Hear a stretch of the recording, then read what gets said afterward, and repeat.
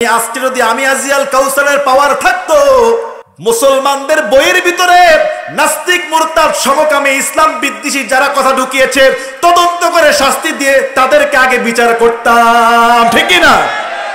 কিন্তু আমাদের দেশে হয়েছে উল্টাটা। ব্র্যাক ইউনিভার্সিটির একজন শিক্ষক আসিফ মাহতাব স্যার, তিনি এটার প্রতিবাদ করেছে, বিশ্ববিদ্যালয় থেকে তাকে বরখাস্ত করে দেওয়া হয়েছে। একটা বাম দল তারা আবার তাকে গ্রেফতারের দাবিও জানিয়েছে। এ কেমন জানি চোরের মায়ের বড় গলা, অন্যায় করেছ উল্টা আবার প্রতিবাদ করলে তাকে আবার গ্রেফতারের হুমকি দেখাও। মুসলমানদের দেশে এইটা চলবে না। মুসলিমরা যদি একবার জেগে ওঠে নাস্তিক মুরতাদরা পালানোর জায়গা পাবে না, ঠিক না বেঠে?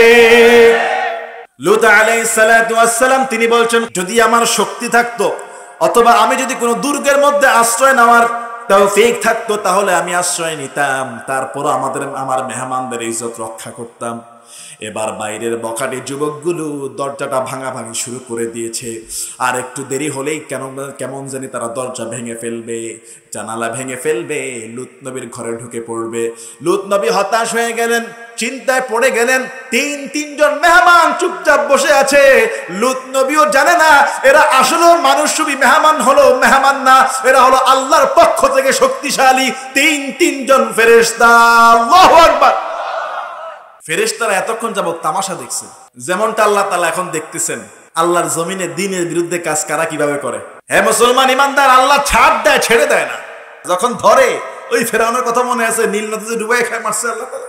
নমরুদের মাথার ভিতরে ল্যাংড়া একটা মশা ঢুকায় দিছে, 400 বছর খালি ল্যাংড়া মশা কুটকুট করে কামড় দিয়েছে। আল্লাহ তাআলা ছাড় দেয়। তো ফেরেশতারা এরকম চুপচাপ বসে ছিল এতক্ষণ। এখন দেখতেছে লূত আলাইহিস সালাম হতাশ হয়ে গেছে। আহারে আমার মেহমানরা, আহারে এরা তো ঘর ভেঙে ফেলবে, দরজা ভেঙে ফেলবে। এবার মেহমানদের আওয়াজ খুলে গেছে, তারা ডাক দেয়, ক্বালু ইয়া লূত, হে লূত, এত ভয় পাও কেন? ইন্না রুসুলু রাব্বিক।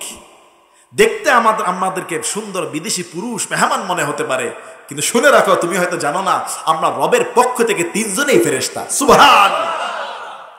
লূত নবীর আর টেনশন আছে আর ভয় আছে?